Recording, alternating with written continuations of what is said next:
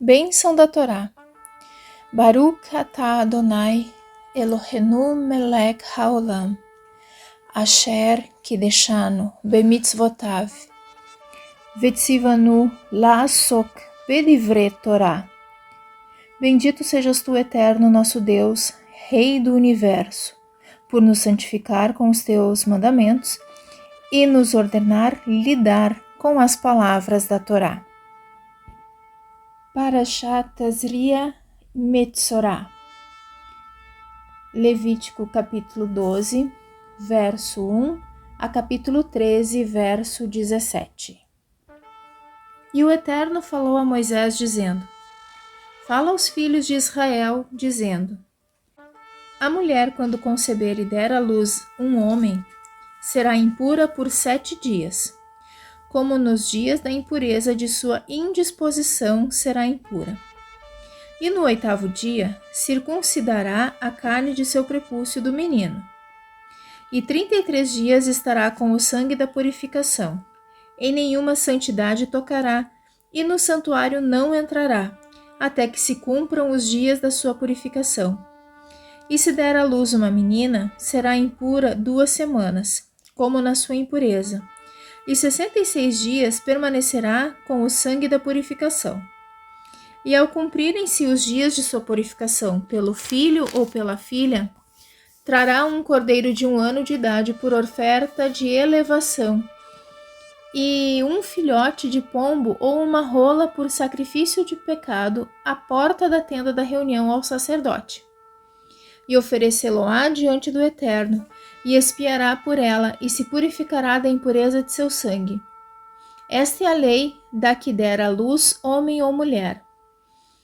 E se as suas posses não lhe permitirem trazer um cordeiro, tomará 2 rolas ou 2 filhotes de pombo, uma por oferta de elevação e uma por sacrifício de pecado, e expiará por ela o sacerdote, e ela será purificada.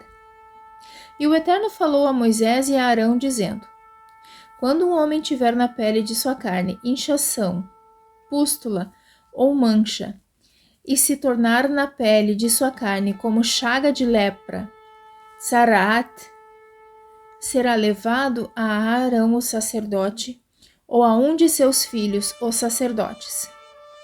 E o sacerdote verá a chaga na pele da carne.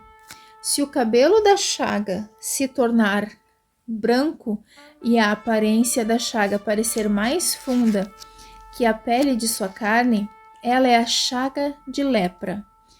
E o verá o sacerdote e o declarará impuro. E se a mancha for branca na pele da sua carne e não parecer mais funda que a pele, e seu cabelo não se tornou branco, encerrará o sacerdote ao que tem a chaga 7 dias. E o sacerdote o verá no 7º dia. E eis que a chaga está em sua mesma cor, mas não se estendeu a chaga na pele. O sacerdote o encerrará 7 dias pela 2ª vez. E o sacerdote o verá no 7º dia pela 2ª vez. E eis que se obscureceu a chaga, mas não se estendeu a chaga na pele, o sacerdote o declarará puro, é uma pústula, e lavará suas vestes e se purificará.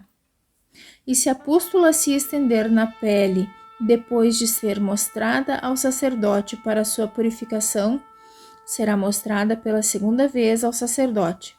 E o sacerdote verá, e eis que se estendeu a pústula na pele. O sacerdote o declarará impuro, é lepra.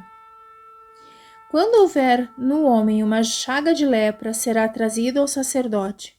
E o sacerdote olhará, e eis que há uma inchação branca na pele, a qual tornou branco o cabelo, e há aparência de carne viva na inchação. É lepra envelhecida na pele de sua carne. E o sacerdote o declarará impuro, não o encerrará, porque ele é impuro. E se a lepra se espalhar na pele e cobrir a lepra toda a pele do que tem a chaga, desde sua cabeça até seus pés, quanto podem ver os olhos do sacerdote? E verá o sacerdote, e eis que cobriu a lepra toda a sua carne. e declarará pura a chaga. Quando toda ela se tornar branca, ele é puro. E o dia em que aparecer nela carne viva será impuro. E o sacerdote olhará a carne viva e o declarará impuro. A carne viva é impura, é lepra. E quando voltar a carne viva e se transformar em branca, ele virá ao sacerdote. E o sacerdote o verá, e eis que se transformou a chaga em branca. O sacerdote purificará aquele que tem a chaga. Ele é puro. Haftará. Isaías capítulo 66. Assim disse o Eterno: os céus são o meu trono, e a terra é o estrado para os meus pés. Qual seria a casa que me poderíeis edificar? E que lugar haveria para meu repouso? Por minha mão foram feitas todas estas coisas, e só então vieram a existir, diz o Eterno. Embora eu habite nas alturas, voltarei meus olhos para o necessitado, de espírito contrito, que zela por minha palavra. O perverso, que mata um boi para oferecê-lo a mim como sacrifício, eu considero como que fere um homem. Quando sacrifica um cordeiro, é como se quebrasse a nuca de um cão. Quando oferece uma oblação, é como se sacrificasse um porco. Quando queima incenso, é como se adorasse um ídolo.